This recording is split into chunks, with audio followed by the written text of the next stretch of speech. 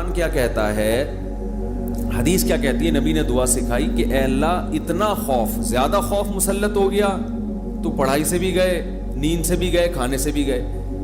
تو اللہ کا بھی اگر زیادہ خوف پیدا ہو گیا تو صحت بھی خراب ہوگی. بعض لوگوں کے دل میں جہنم کی آگ کا بہت خوف مسلط ہو جاتا ہے, وہ عبادت سے بھی جاتے ہیں, پھر وہ لائف کو جتنا انجوائے کرنا چاہیے جس شریعت نے اجازت دی اتنا بھی نہیں کر پاتے. تو اس لیے ہمارے نبی نے دعا سکھائی, اللہم اقسم لنا من خشیتک ما تحول به بیننا وبین معصیتک. یہ میں مناجات مقبولہ کی دعاؤں کا ایک تھوڑا سا تعارف پیش کر رہا ہوں آپ کے سامنے کہ کتنی پیاری دعائیں ہیں. اے اللہ ہمیں اتنا خوف اپنا دے دے جو ہمارے اور تیری نافرمانی کے درمیان آڑ. کیونکہ خوف کا مقصد ڈرنا برائے ڈرنا نہیں ہے, خوف کا مقصد ہے جہنم سے بچنا, اور وہ جب بچیں گے جب گناہ سے بچیں گے. تو کم سے کم اتنا خوف تو ہو کہ جب گناہ کی طرف دل مائل ہو تو تیرا خوف رکاوٹ بن جائے, گناہ سے روک لے ہم کو. وَمِن طَاعَتِكَ مَا تُبَلِّغُنَا بِهِ جَنَّتَكَ, اپنی اطاعت کا اتنا جذبہ دے دے جو ہمیں جنت تک پہنچا دے. کیا ہو گیا بھائی, کیا ہوا؟ اچھا, وَمِن طَاعَتِكَ مَا تُبَلِّغُنَا بِهِ جَنَّتَكَ, یہ اسی کی تکمیل ہے. وَمِنَ الْيَقِينِ, یہ بڑا پیارا جملہ ہے, وَمِنَ الْيَقِينِ مَا تُهَوِّنُ بِهِ عَلَيْنَا مَصَائِبَ الدُّنْيَا. اے اللہ اپنا اتنا یقین دے دے, اتنا یقین, تیری ذات پہ اتنا یقین آ جائے کہ تو سب کچھ کرنے والا تو ہی ہے. اتنا یقین آ جائے کہ دنیا کی مصیبتیں ہلکی لگنے لگیں, ڈپریشن میں نہ جائیں ہم مصیبتوں کی وجہ سے.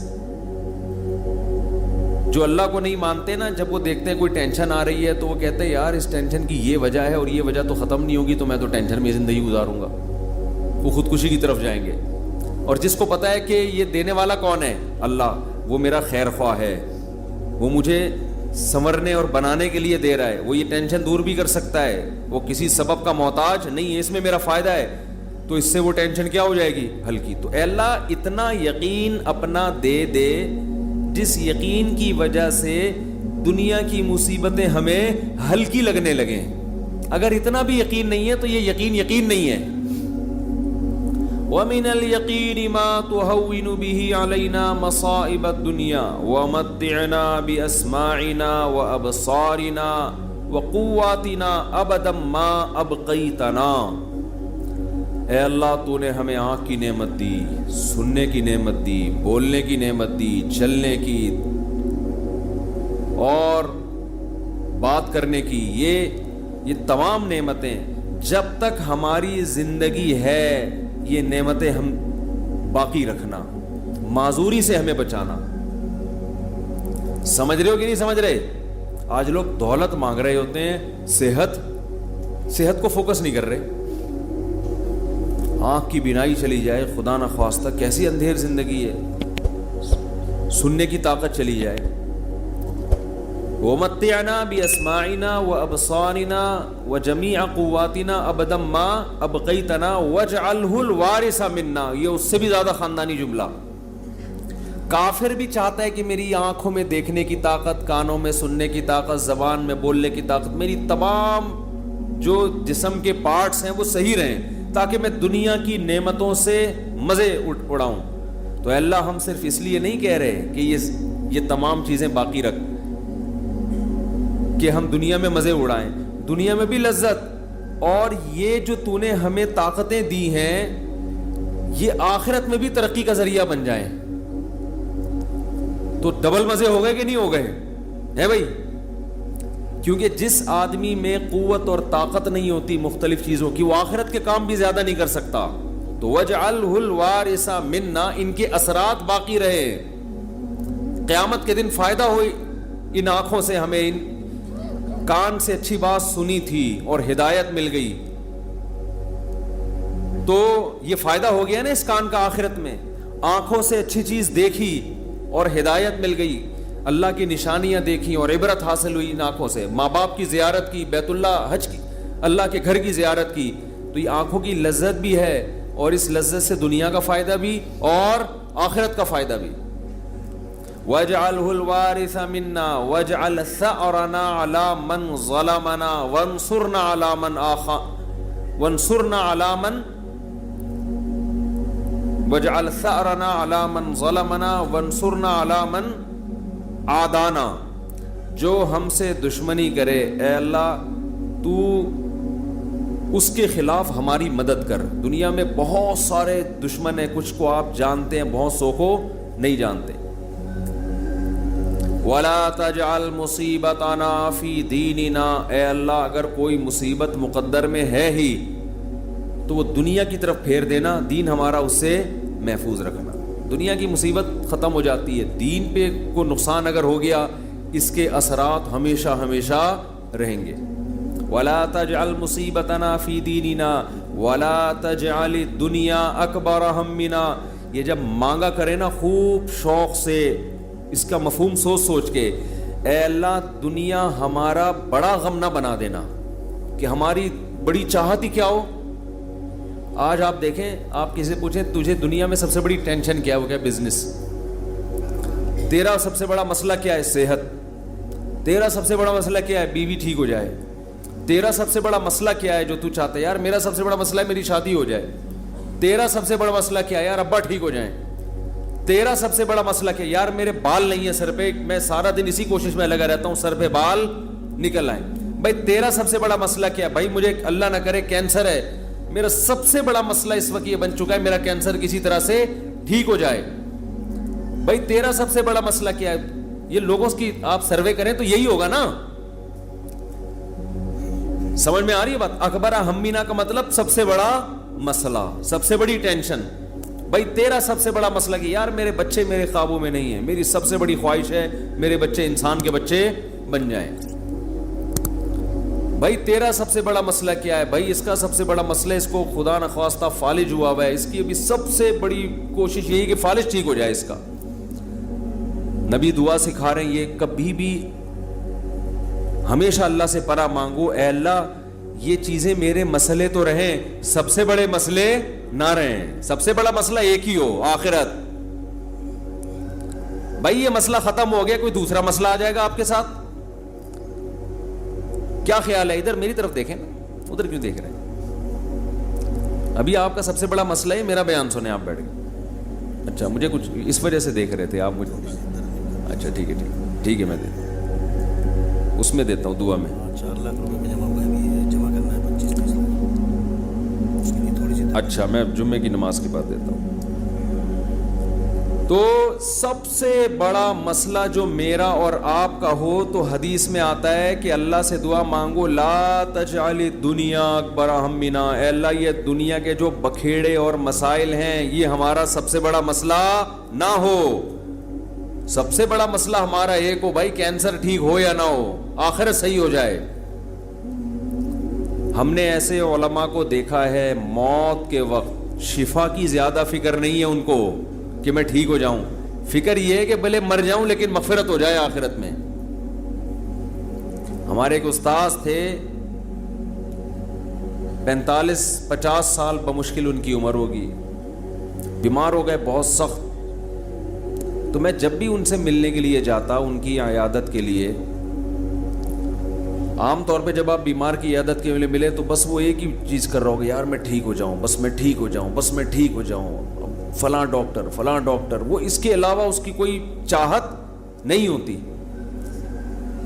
ہم جب ان سے ملنے کے لیے گئے تو بڑی شدید تکلیف میں, نلکیاں لگی ہوئی ہیں, ڈرپ چڑھ رہی ہے, بہت کمزور ہو گئے. ہم نے کہا کیسی طبیعت ہے, کہہ رہے طبیعت ٹھیک نہیں ہے, دعا کرو اللہ مجھے شفا دے دے. پھر تھوڑی دیر میں کہنے لگے بس دعا کرو اللہ مجھ سے آخرت میں حساب نہ لے. ہر تھوڑی دیر کے بعد, بھائی اگر میری زندگی ختم ہو رہی ہے تو بس دعا کرو اللہ مجھ سے آخرت میں حساب نہ لے. دنیا دار آدمی کہتا ہے بس ختم ہو رہی ہے تو نہیں, ختم نہیں ہو, بس یہ دعا کرو, یہ میں مرنا نہیں چاہتا بھائی میں کسی بھی قیمت پہ. وہ اللہ سے مانگ بھی رہے کہ شفا. ہم اللہ کے بندے ہیں, ہم نے اللہ کے سامنے یہ تھوڑی کہنا ہے کہ اللہ تیری مرضی ٹھیک کرتا ہے تو کر دے, نہیں تو نہیں, یہ نہیں. ہم نے تو دعا تو یہی مانگنی ہے, اللہ ہم کمزور ہیں ٹھیک کر دے. بڑا مسئلہ اس سے بھی بڑا ہے ایک, وہ کیا ہے؟ آخرت. کمپیئر ہے, کمپیریٹیو ڈگری ہے. اگر کوئی مسئلہ آپ کا سب سے بڑا ہے تو آخرت اس سے بھی بڑا مسئلہ ہونا چاہیے.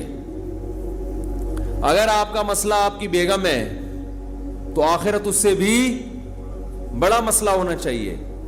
اکبر ہمنا, سب سے بڑا مسئلہ میرا اور آپ کا کیا ہونا چاہیے؟ اللہ. اب یہ ہم کبھی بیان میں سن لیتے ہیں, لیکن جب آپ پراپر یہ دعائیں مانگتے رہیں گے, اے اللہ میرا سب سے بڑا مسئلہ دنیا نہ ہو, تو دل پہ اثر ہوگا کہ نہیں ہوگا؟ اس کا استحضار ہوگا کہ نہیں ہوگا کہ میں تو اللہ سے بار بار یہی مانگتا ہوں کہ میرا سب سے بڑا مسئلہ دنیا نہ ہو, اور آج میں نے سب سے بڑا مسئلہ اس کو بنایا ہوا ہے. وَلَا تَجْعَلِ الدُّنْيَا أَكْبَرَ هَمِّنَا وَلَا مَبْلَغَ عِلْمِنَا, میری نالج کی انتہا بھی دنیا نہ ہو. آپ کی نالج گھوم پھر کے کس کی طرف آتی ہے؟ دنیا کی طرف. تو اس کا بھی وہی مفہوم ہے جو پہلے والے جملے کا مفہوم ہے. ولا مبلغ علمنا ولا غایت رغبتنا ولا تسلط علینا من لا یرحمنا, اے اللہ کوئی ایسا شخص ہم پہ مسلط نہ کر جو ہم پہ رحم نہ کرے. ہر آدمی کے اوپر کوئی نہ کوئی ہوتا ہے. آپ گھر کے سربراہ ہیں تو عورت کے اوپر آپ مسلط ہیں, وہ یہ دعا مانگ سکتی ہے. آپ دفتر میں جاتے ہیں تو آپ کا باس آپ پہ مسلط, علاقے کا ناظم آپ پہ مسلط, صدر وزیر اعظم آپ پہ مسلط. تو اللہ جو بھی ہمارے بڑے ہیں ان کی طبیعت میں رحم کا جذبہ رکھ. وَلَا تُسَلِّطْ عَلَيْنَا مَن لَّا يَرْحَمُنَا وَلَا لا تجعل الدنیا اکبر ہمنا ولا مبلغ علمنا ولا غایت رغبتنا ولا تسلط علینا من لا یرحمنا. یہاں تک دعا ہے یہ, اور بہت ساری دعائیں. اللہم اجعل حبک احب الاشیاء الی, اے اللہ میں دنیا میں جتنی چیزوں سے محبت کرتا ہوں, میں نہیں کہہ رہا کہ وہ محبت ختم کر دے, اپنی محبت ان تمام چیزوں پہ غالب کر دے. سب سے محبت ہو, لیکن جہاں تیری محبت اور مخلوق کی محبت میں ٹکراؤ ہو وہاں غالب کون ہو؟ تیری محبت. کیا مطلب؟ کبھی کسی کو خوش کرنے کے لیے تجھے ناراض کرنا پڑے تو اس کو ناراض کر دوں, تجھے ناراض نہ کروں. جس سے زیادہ محبت ہوتی ہے اس کے لیے چھوٹے محبوب کو انسان ناراض کر دیتا ہے, چھوٹے کے لیے بڑے محبوب کو انسان ناراض نہیں کرتا. یہ نہیں ہوتا.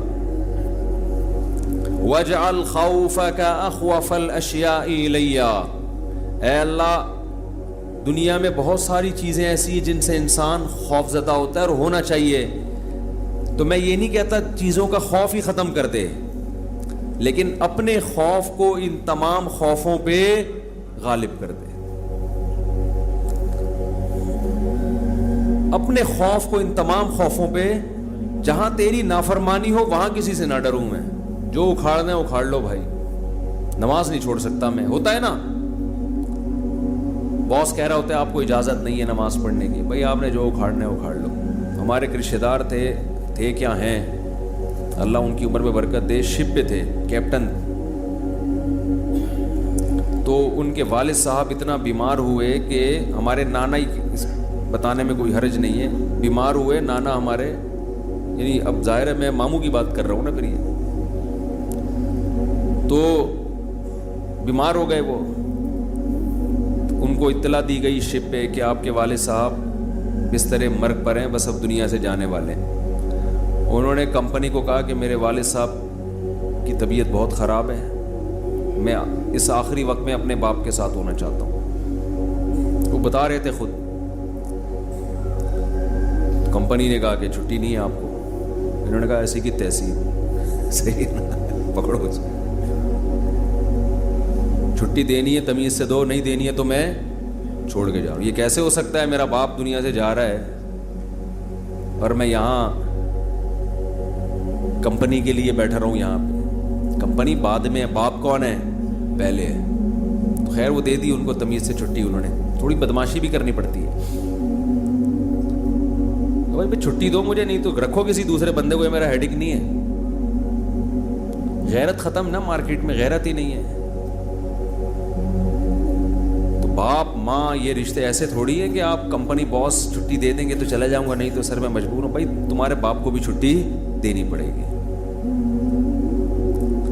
تو ایسے ہی نماز کے لیے بھی ہمارے حضرت ایک واقعہ سنایا کرتے تھے, بس یہ واقعہ کر کے بیان ختم کرتا ہوں, کہ ایک صاحب کو اسلام آباد میں کسی کمپنی میں جاب ملی.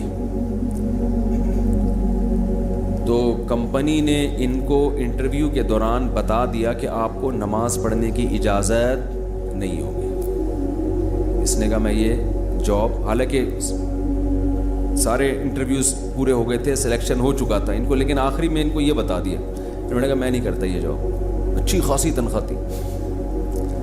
تو اس نے کہا کہ کیا آپ پکے نمازی ہیں؟ اس نے کہا نہیں میں تو نماز نہیں پڑھتا. کہ جب آپ ویسے ہی نہیں پڑھتے ہیں بھائی تو پھر آپ کو کیا مسئلہ ہے؟ اس نے کہا میں ویسے ہی نہیں پڑھتا, سست ہوں, کاہل ہوں, تمہارے مشورے پہ میں نماز چھوڑ دوں یار؟ کمپنی کے کہنے پہ میں چھوڑ دوں؟ خدا کہے گا نا کہ تیرا دل اپنا ہی نہیں چاہتا تھا, ہے بھائی تیرا اپنا دل نہیں چاہتا تھا, تو نالائق تھا, لیکن اب کمپنی اور خدا کا مقابلہ ہو رہا ہے تو اس کو تو نے خدا بنا لیا ہے.